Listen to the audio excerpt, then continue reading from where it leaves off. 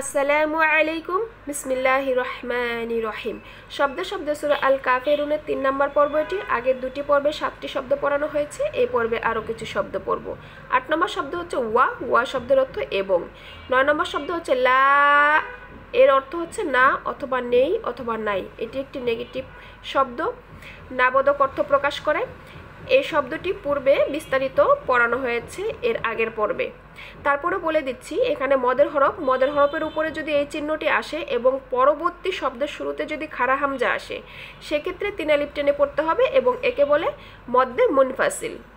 10 নম্বর শব্দ হচ্ছে আংতুম। আংতুম শব্দের অর্থ তোমরা।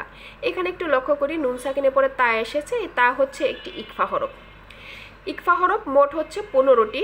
এই নুন সাকিন বা তানবিনের পরে যদি 15টি হরফের যে কোনো একটি হরফ আসে, সেক্ষেত্রে গোপন করে গুণনা করে পড়তে হবে, একে বলে ইকফা গুণনা।